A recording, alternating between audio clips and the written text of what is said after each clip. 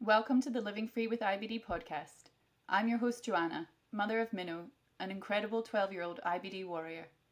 This is a dedicated space where we can connect, learn and support each other.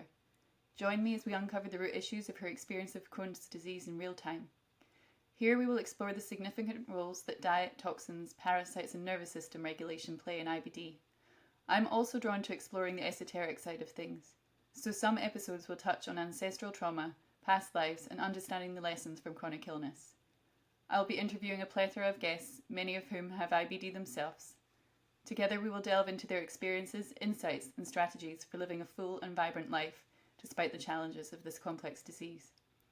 So whether you're a patient, caregiver or someone seeking a deeper understanding of life with inflammatory bowel disease, you're in the right place. Let's embark on this journey together and discover the ways to live free with IBD. Trusting your instincts, realize that knowing looks different to each. When living authentic, do more exploring, deeper than knowing just what is essential for life that is thriving. I'm very excited to be interviewing today's guest, Jini Patel Thompson. Jini is a trailblazer in the field of natural gut healing pertaining to IBD and the founder of Listen to Your Gut, an online community dedicated to inspiring individuals with gut issues to tap into their inner strength, trust their body's wisdom, and discover freedom in their daily lives. She's shared her wealth of knowledge and experience through numerous publications focused on natural gut healing and the power of intuition. Over 20 years ago, Jini was diagnosed with Crohn's disease. Faced with a daunting prognosis from a gastroenterologist, after a stint of trying numerous medications, she embarked on a personal mission to heal herself by exploring every facet of her being, mind, body, and spirit. Her commitment to this holistic approach has allowed her to remain drug and surgery-free ever since. Jini's expertise and inspiring story have featured on podcasts, radio and TV shows across the United States, Canada, the UK and Australia. Her journey from patient to pioneer serves as a testament to the power of self-healing and the transformative potential of listening to your gut. Jini's books, protocols and online community have been a priceless resource for our family relating to our daughter's experience with Crohn's disease. So I'm very much looking forward to chatting with her today. Hello, Jini, and thank you for joining me on the podcast. Hi, Joanna. So good to be here with you. So lovely to see you. This is essentially part two of a two-part series in relation to you and your methods. Part one was me doing an overview of your protocols and how they've worked for my daughter. So listeners, I'm sure most of you have heard of Jini's work, but if you haven't, head on over to episode 3, which is part one of this series. I will also share in the show notes where you can find Jini's work and other fantastic podcast episodes that she has done. So my first question, Jini, is my daughter is not overly keen on meditative type practices, whether for the purpose of meditation. Don't get me wrong, she's a prolific drawer and reader, but when it comes to tuning in and slowing down, she's quite put off. This likely isn't helped by my wired nervous system. Do you have any recommendations to make dialoguing with your body interesting for tweens? Yes. So first of all, I would like to point out that you as her mother are intricately involved in her health journey. So without trying to offend you, I would suggest that if you could work on yourself as much as you're trying to help her, that would have a synergistic effect that would far outpace a lot of the things you're trying to get her to do. So if you could develop a meditative practice, if you could be around her with your nervous system dropped, because you're her mother, she's automatically going to calibrate to your heart field, to your energy field. So that's the probably the strongest thing you can do to help her is for you to be in that state that you hope she could get into. So just throwing that out there. And then the other idea, I mean, she's already given you her method, art. So I would start exploring with her ways that, so maybe you sit down with a blank sketchbook and you say to her, if this symptom lived somewhere in your body or this issue or this problem, and it's not necessarily going to be in the physical location, like just close your eyes and imagine where in your body might this be and draw it. So now she's entering into meditative state. And if you want to make that even stronger, is she right-handed normally? Yes. Get her to draw with her left hand. Okay. because that's then bypassing her logical brain. So with your left hand, draw where this might be on your body, like maybe, put a mark there or shade it or, okay. And then if it had a color, what color would it be? Does it have a shape? Does it have a texture? Because now she's directly accessing the body wisdom and the messages that are coming from her body.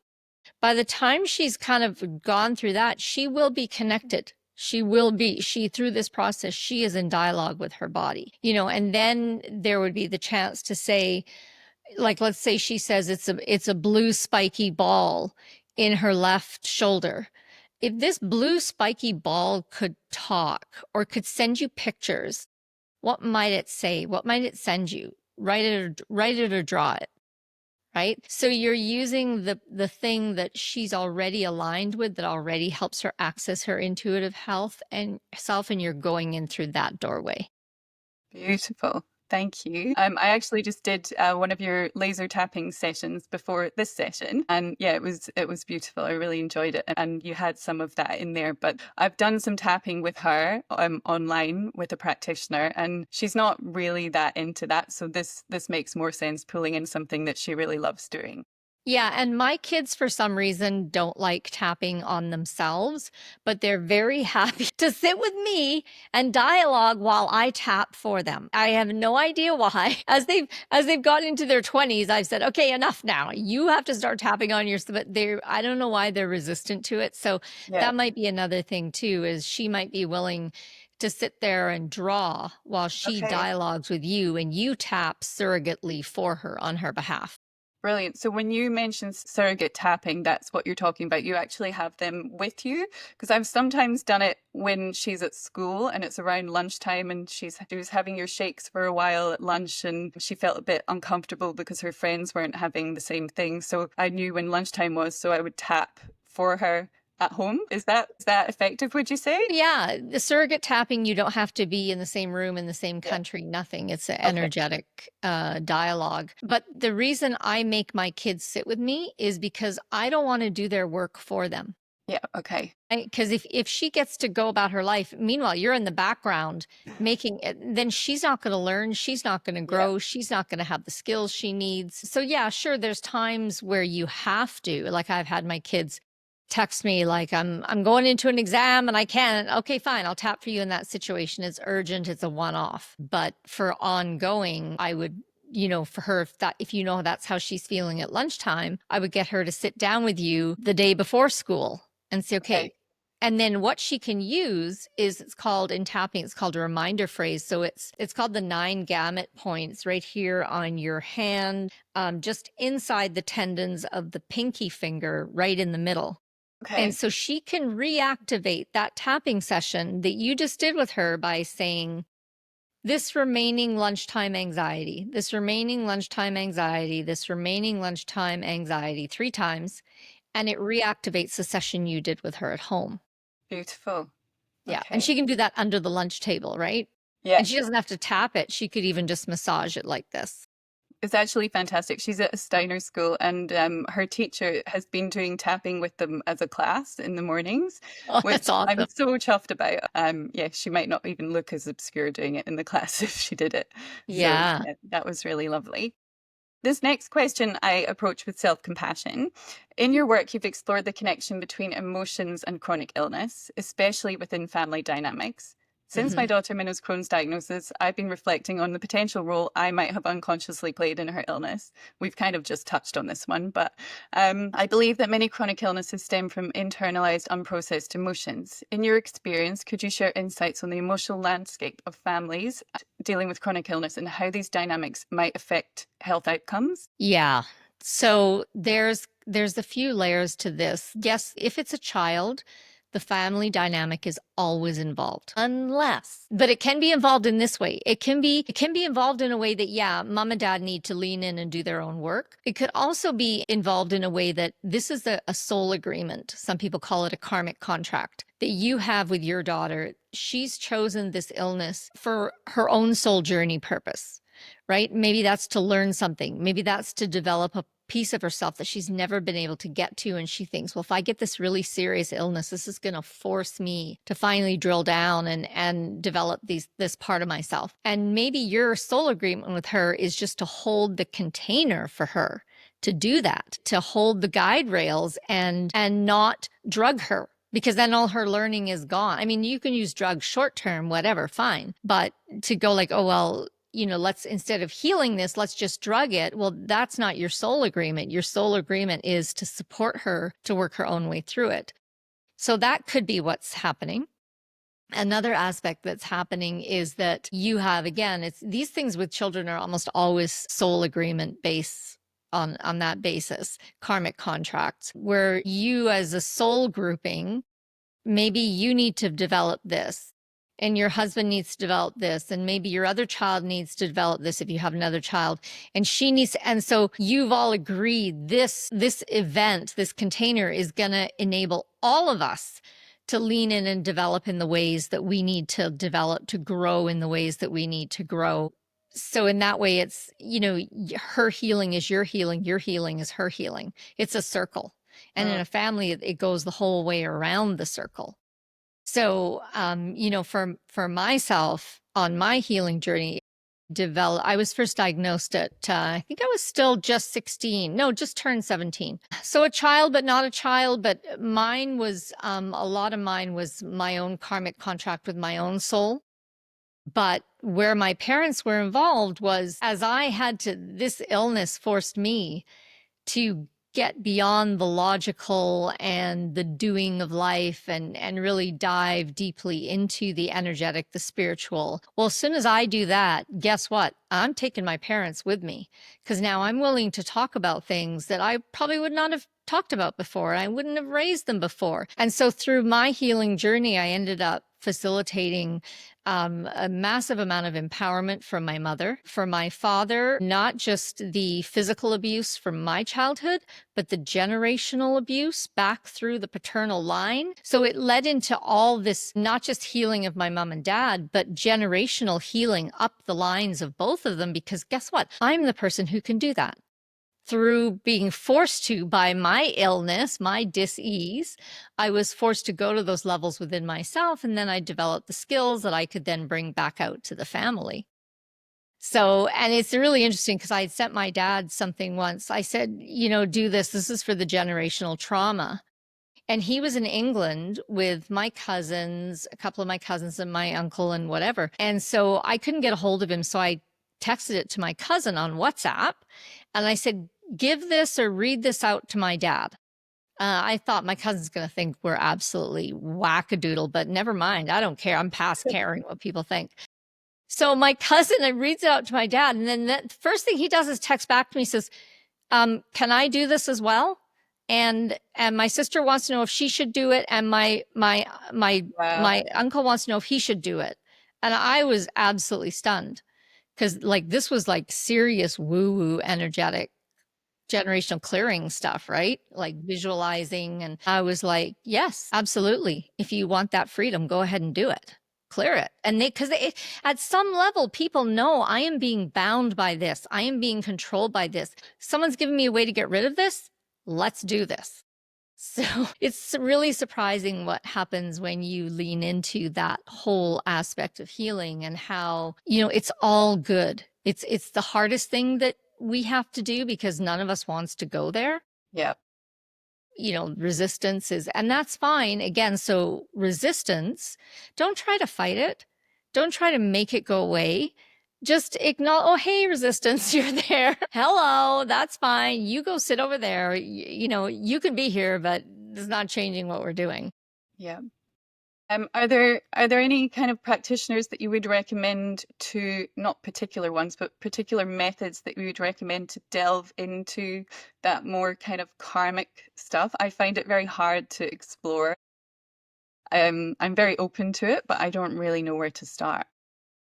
Yeah, it's you see, to get into the whole karmic thing, if you're not doing it yourself and through your own meditative practice, you would have to go to some kind of energetic practitioner who either specializes in past life regression or says that they work with a soul retrieval, they often call it. Okay. Because they'll say, well, trauma splits off a piece of the soul. So we go and find that piece and we bring it back. Or if you've got, so a practitioner, and I will give you her name is Jen Snow.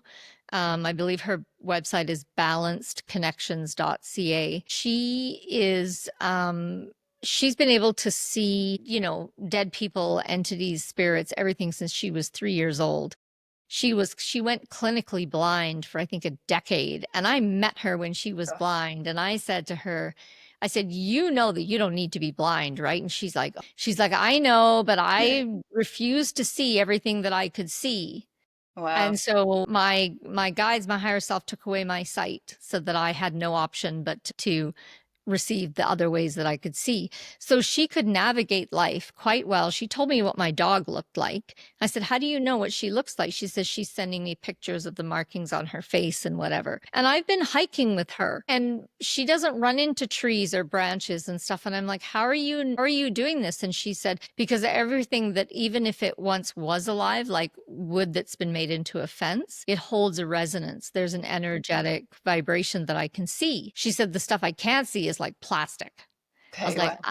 that makes a lot of sense. So anyway, she was clinically blind for, I don't know, must have been about a decade. And then she healed it. She released it. She's fully back, fully sighted, driving a car again now. So she's someone Wow. who can see, she's someone I trust to Yes. see who's not going to bring in other energies. And because that's the other Yeah. thing, like when you start going into these layers, you don't want to work with someone who loves a lot of drama. You don't want to work with someone who sees evil everywhere, because guess what? They're going to bring that into your session and it's not clear and it's not clean. So I think the strongest thing is that your body and your intuition will know who you should work with. Like for my eldest son, who has sight similar to Jen Snow, I just have to show him the homepage of someone's website and say, "Do you want a session with her?" And he'll say yes or no. He can read the energy coming off her webpage. So we all have that same ability, just it's maybe not as easy for us as it is for people like them. But you will know. You'll have a click, you'll have a feel, you'll have a draw towards that person. Go look at their website, look at their social media, and then you'll know whether this is the next step for you or not. Yeah. Beautiful. I'll contact her or look into her definitely. Thank you, Jini. Yeah, she's worked with all three of my kids too. So Amazing. Oh, yeah. that's a good testament. So with kids, that's something I always do. If I think Yes. a practitioner, a doctor, anybody, I Yeah. book an appointment with them first. I go by myself and I see, okay, what's my intuition telling me about this person? How do I feel about this? I never ever will let my child have access or be affected by someone that I haven't personally had an experience with. Yes. And the other thing that I've done, especially when they were little, is I would say, I will sit in the room, I'll go into meditative state, I'll be absolutely silent, but I'd like to be in the room. Now, if the person's a good practitioner, they will not argue with that, especially when you say, "I understand what you're doing. I'll be in my own meditative state. I'll be there as a support." What they're concerned about is the parent who's, the helper and the Yes. interferer, and then you need to just make clear that's not who I am. I won't say a word, but I'm there. And then you can help hold the energetic container for your child and help them to feel safe. And if anything starts going into a place where your body and your intuition is saying this isn't good, then you can interfere, bring my child up out of, let's end this. We need to end this right now. And then that's never happened, because if I've been to the person first, it's not going to go there. But, as a parent, you want to err on the side of caution. Yeah, that's really good advice. I can't remember if I read that in Listen to Your Gut or if I've heard you say this before. I have taken Minnow to sessions. I've never taken her to sessions with someone and not been in the room. And I do mostly sit back. Probably sometimes I don't do that enough, actually. But I have taken her to like bioresonance and things like that where I hadn't tried it out myself first. And she didn't necessarily click with the person and then kind of came away feeling just a little bit despondent and not fantastic. So yeah, that's really good advice. Thank you. So my next question is in relation to the power of language, and because I feel that it can really shape our perceptions and experiences. And as a parent of a child experiencing Crohn's disease, I'm mindful of the language that I use when discussing her condition. How can parents find a balance between acknowledging and addressing the chronic illness without letting it define their child or become an overwhelming aspect of their identity? From the language perspective, you mean?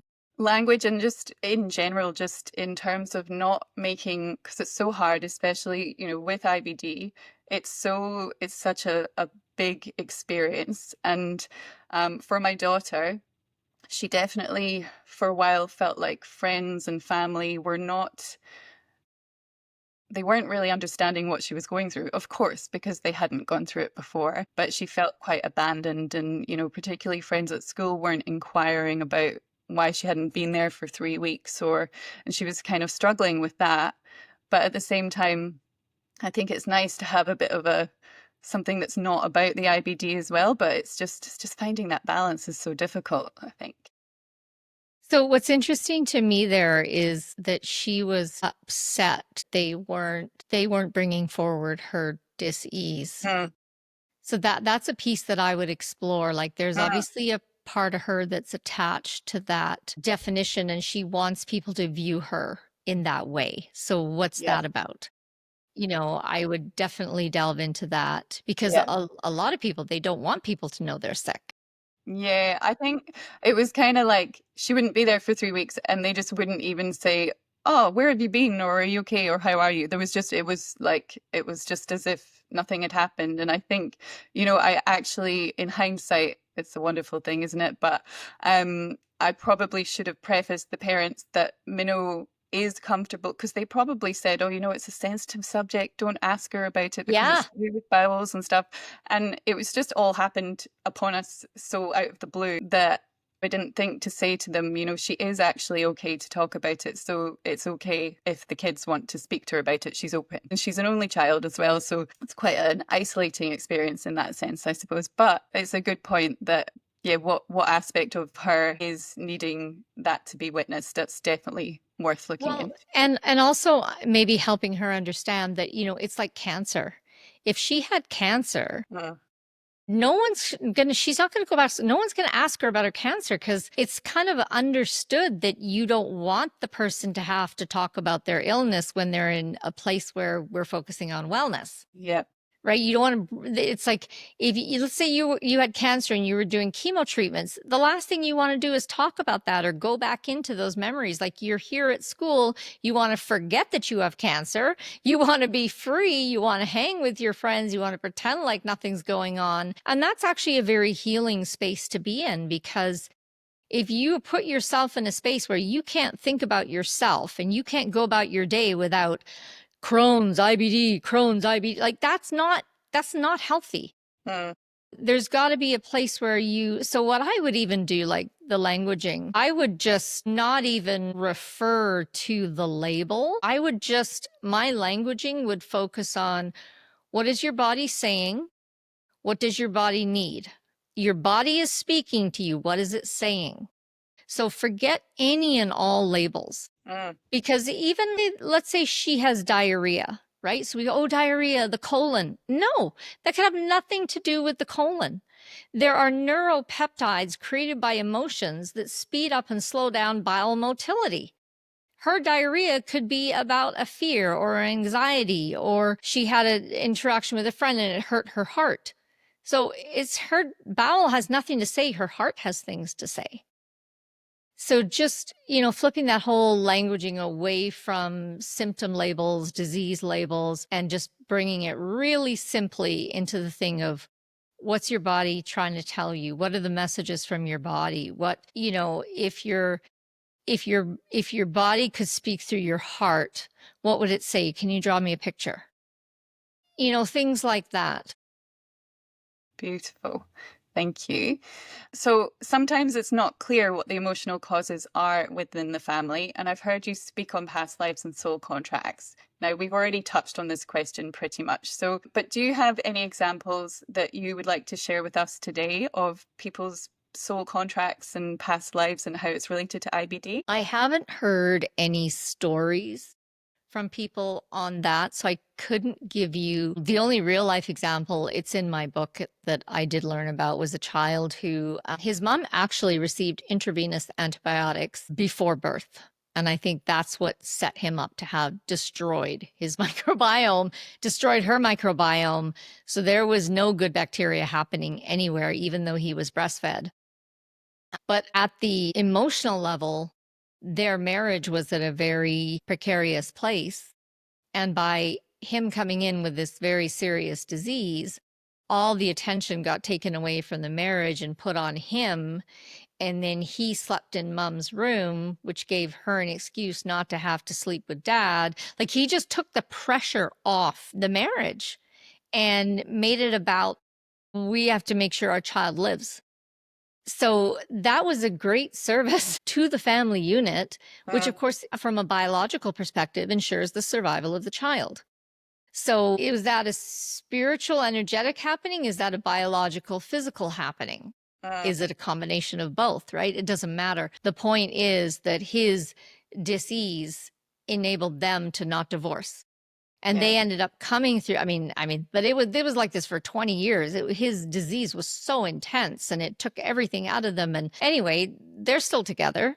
He's grown up now and has his own child. And so these things can be so much more multifaceted than we think they are, and they could have a much greater purpose. And so if our purpose is that we want to heal, we have to figure out what other purposes is this physical condition serving?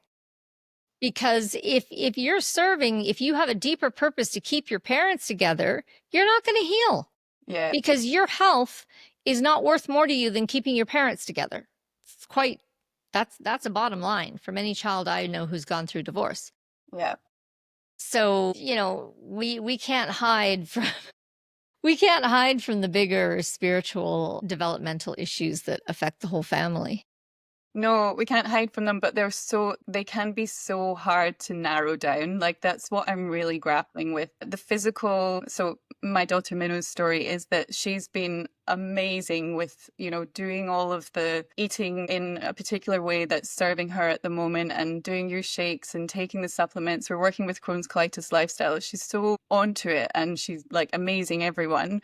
But when it comes to the more emotional side of things, and she knows she's aware that when she's stressed, that she feels it in her tummy. She might get tummy pain if she's stressed, or if she's having a really nice time and she's relaxed, she might not get tummy pain. She's really correlating those two things. And she's not I'm quite a obviously highly strung kind of stressed nervous person. She's the opposite. She's very grounded and kind of calm and not flighty, so it's interesting to me because it's like she's holding it somewhere but she's not expressing the nervousness but she could also be in that position because you're in this position, right? Remember, the children are going to balance. She's like, if mom's flighty and I'm flighty, we're gone. So one of us has to anchor. Yeah. So the way for you to change that is what we already talked about. You need to do your work. You need to become the anchor, that then when she feels that you've got you guys anchored and you can hold that container of safety, that's when you'll see her start to spin out. But she can't afford to spin out right now. You can't have both of you spinning out. So we're back to the thing of mama, you got to do your own work. Yeah, no. You have to grow and transform as much as and the fact that she's an only child, as soon as you said only child, I'm like, oh, this is such a soul agreement between you two. Like, this is maybe, she's here to facilitate things that you've maybe resisted in multiple incarnations.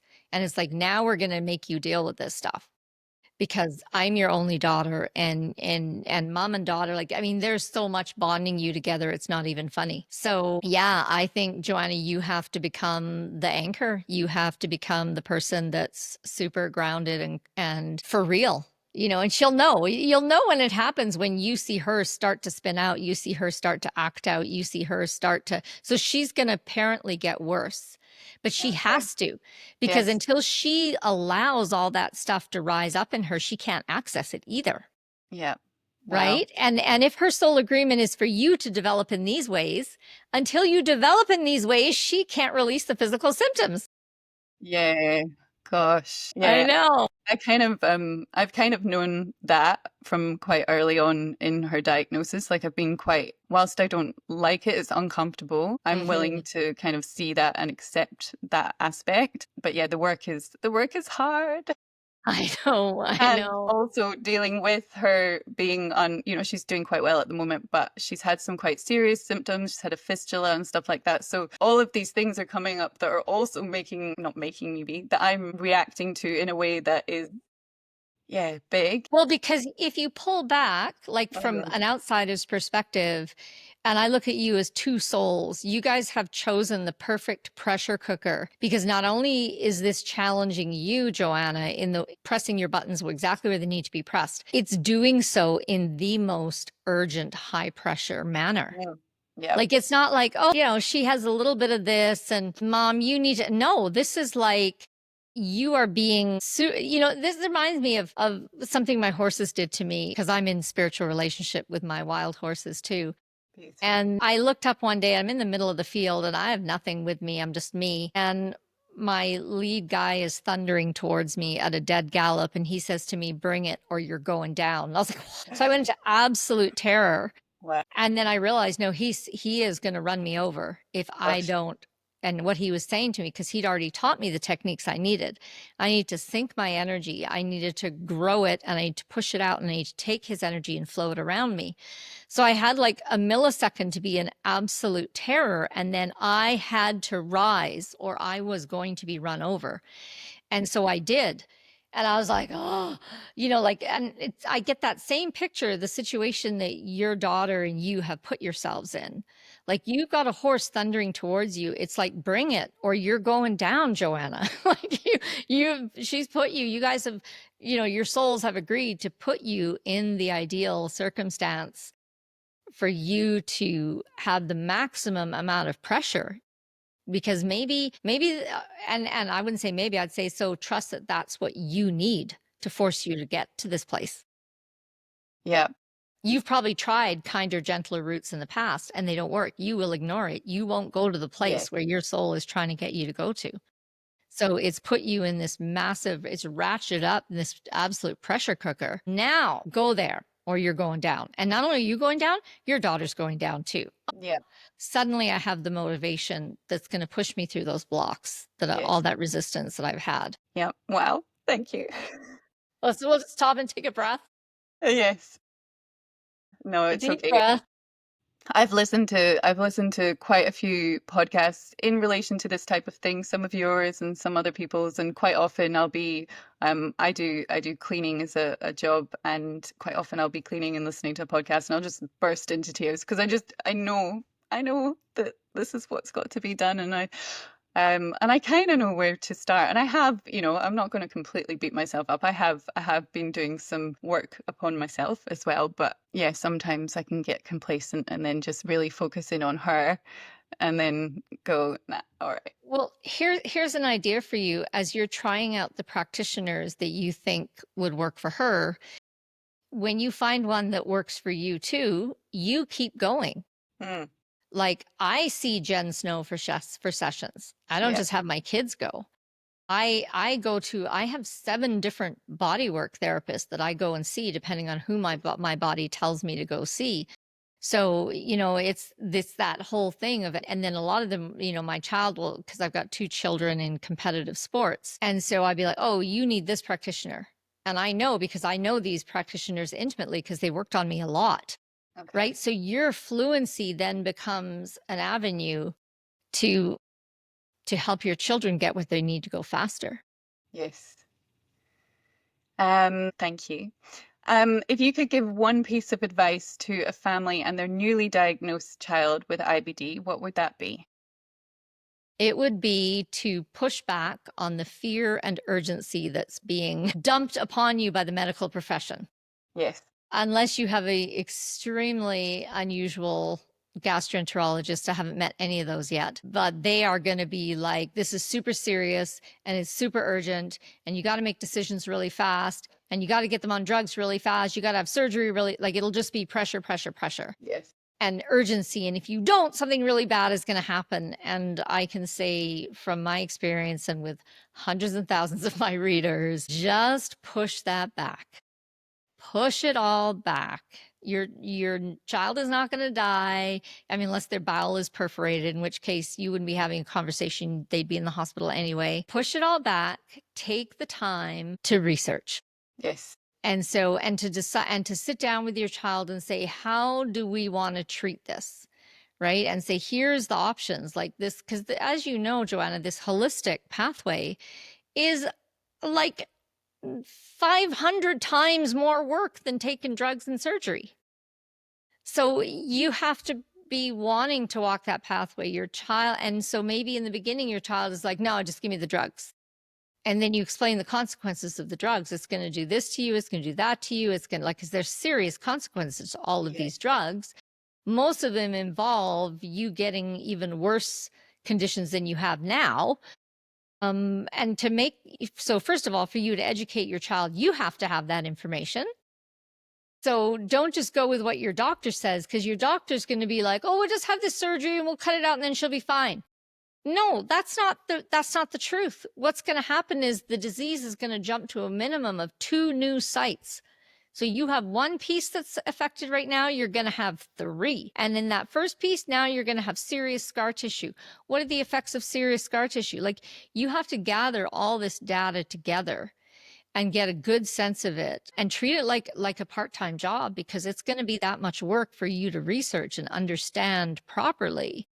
These are very serious multi-layered diseases. You know, that's why my book is 500 pages, because I can't. About to say that your book is full of all of this amazing information in relation to a lot of that. It's such an incredible resource. I only really properly looked into it and discovered it when Minnow had a fistula appear in the beginning of the year. I had, there's so much information out there, and I'd had lots of people say, Jini Patel, listen to your gut. And for some reason, I just didn't look into it. And then I went, oh my goodness, why, if I had had this book at the beginning of her diagnosis, because whilst, yes, you're saying, the things that I'm finding quite challenging, like looking at my own nervous system and things like that, it's also extremely compassionate and gentle as well, your approach. Even though you're saying these things, you're very gentle and understanding. So it's such a fantastic resource. I've absolutely found it so helpful on both the physical and the emotional aspect of things, which is why I wanted to interview today, and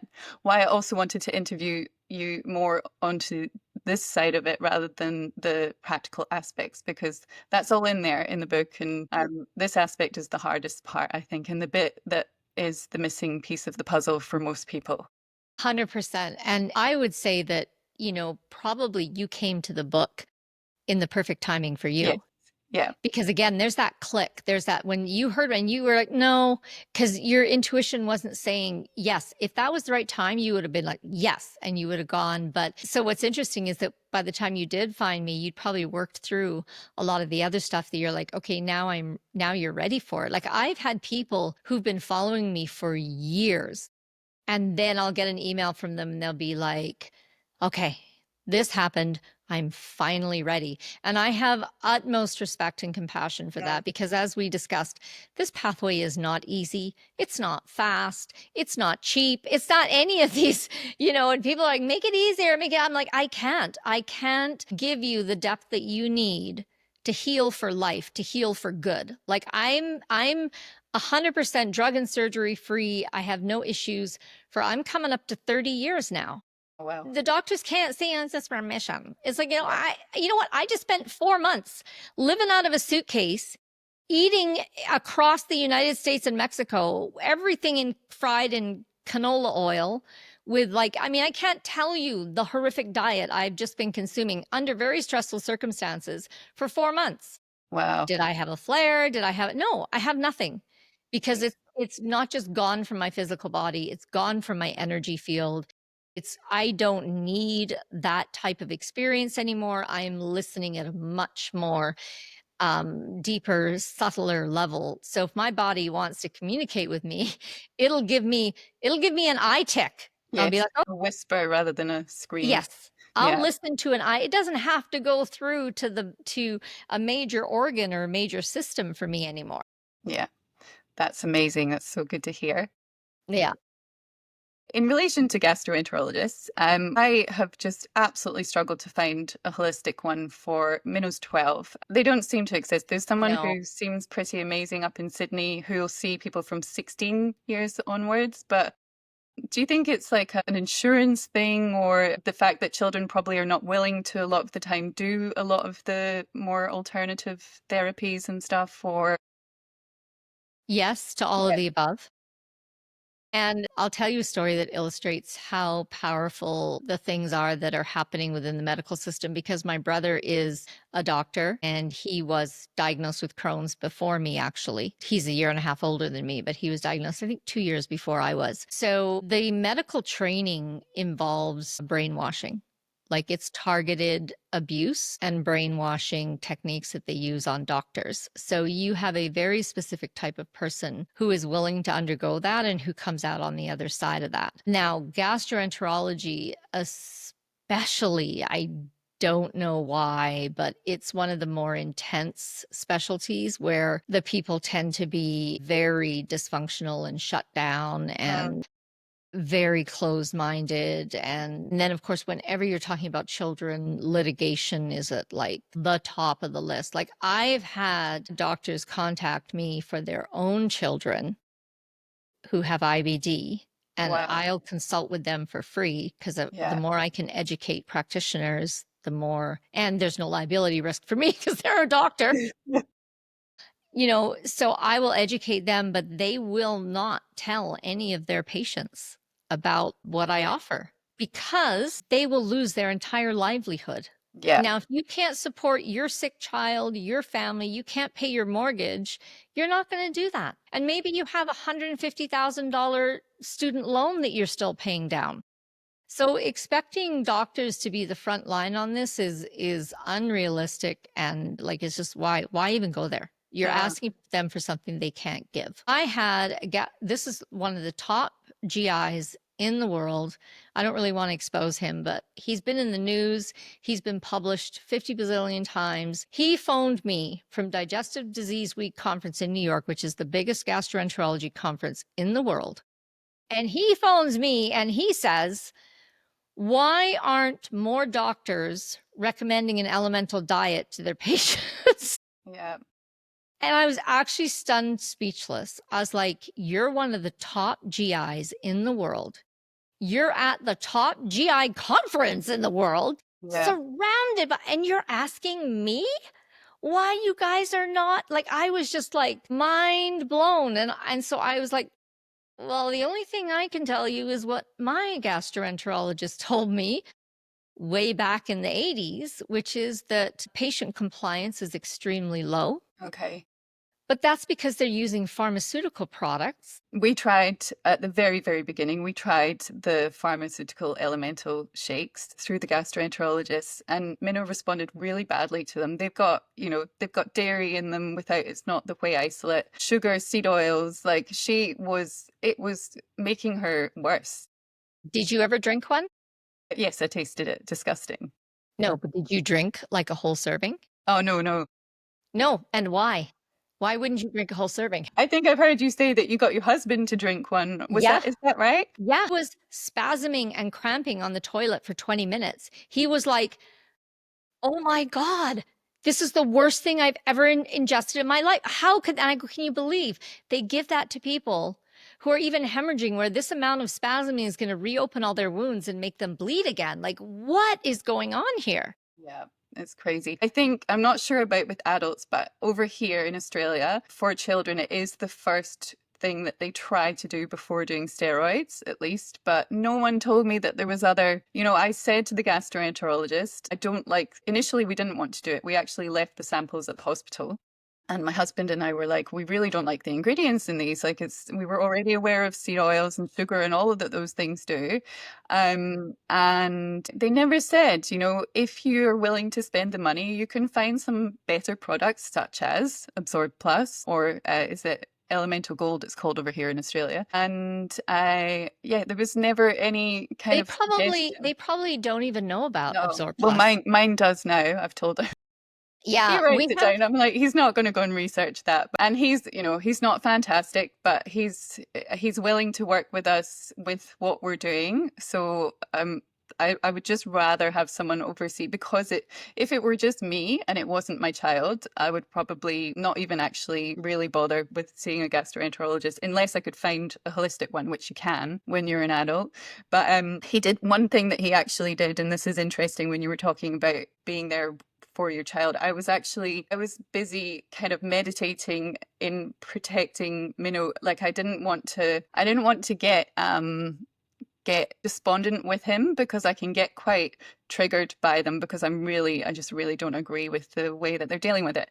So I didn't hear what he'd said to her, but he was talking about fistulas, and he was talking about if they're left untreated, that he knew someone whose spine had collapsed. And so, speaking of the power of words and telling someone a story and putting an idea in their head, I was maybe luckily, that I didn't hear, because I probably would have got up and walked out. But she told me afterwards, and I was just like, oh my gosh, I can't believe that he would tell you that story. But see, in their mind, they're doing that as a favor to you Yeah, because they have to tell you the worst case scenario to provide you with the motivation to do the treatment. yeah.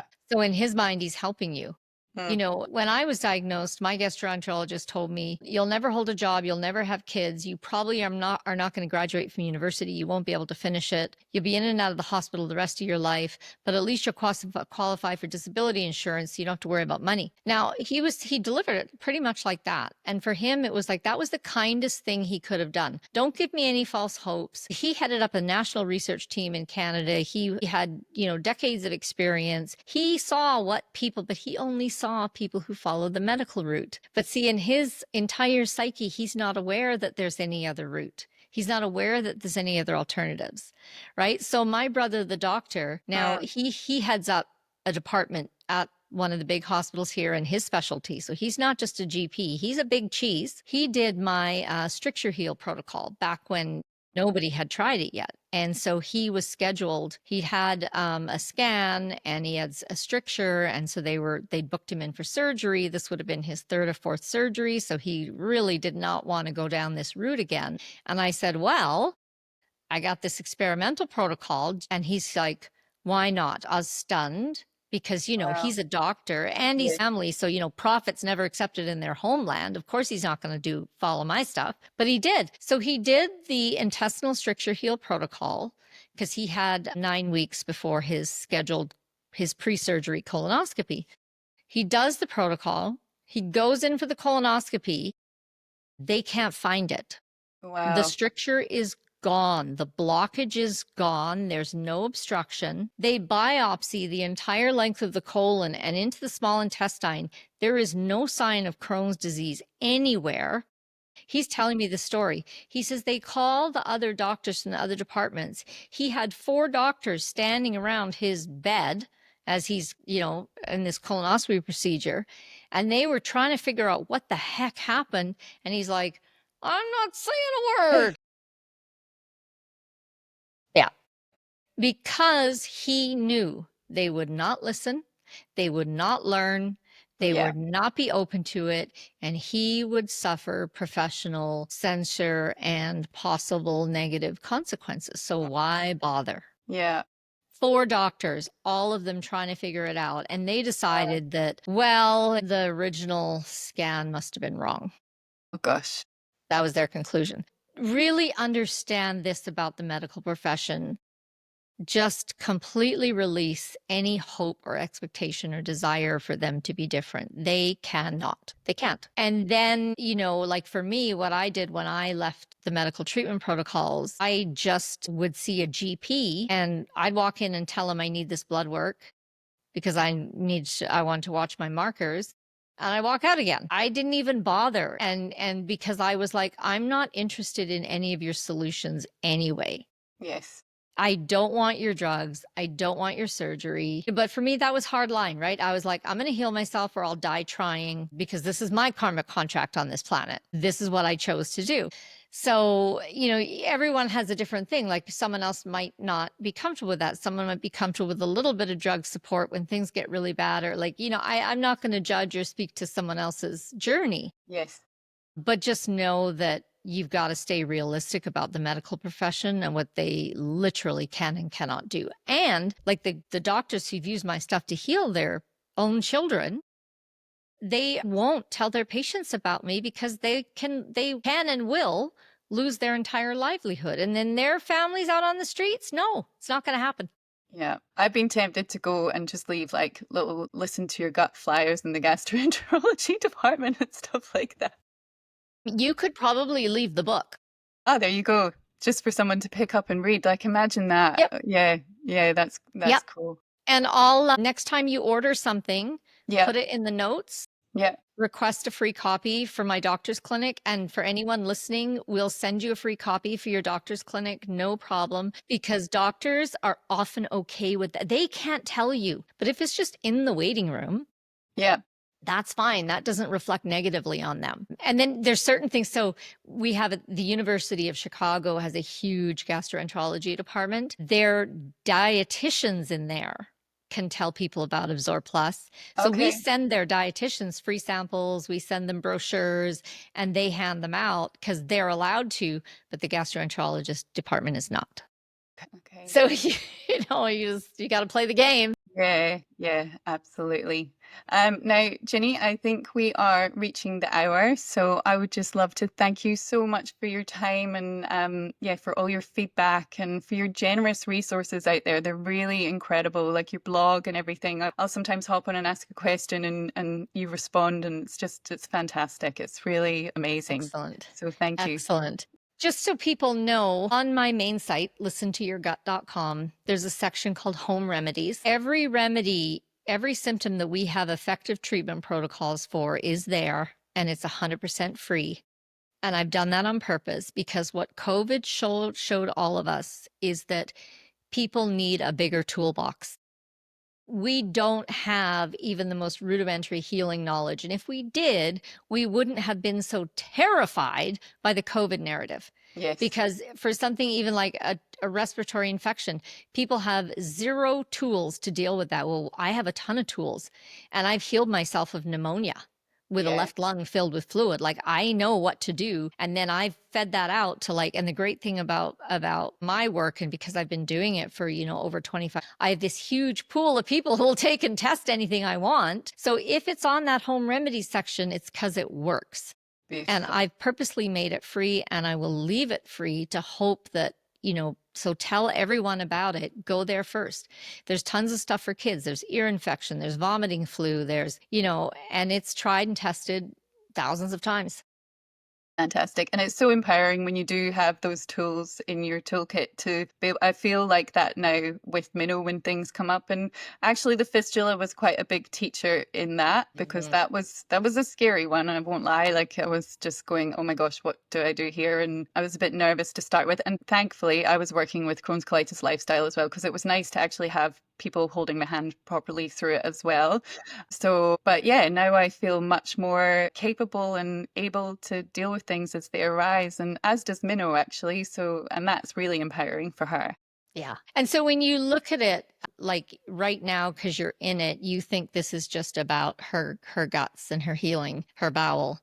But when you come out the other side, you'll see that, oh, this was an initiation, education, growth journey, that what she's learned and the tools that she's gained through this process are going to now feed out to support and inform every other area of her life. Yes. So that's the gift. Absolutely. Of a serious illness. You come out the other side with a massive toolbox for success in life across all dimensions. And that's worth it. And a load of compassion as well, I think. which is one of the tools of a successful life, right? The more compassion you can have for yourself and others, the more successful you're going to be navigating this crazy world. Yes. Thank you so much. Take care, Joanna. Jean. Look after yourself. Bye-bye. You too. Bye-bye. Until there's peace to your core. Live a life you adore.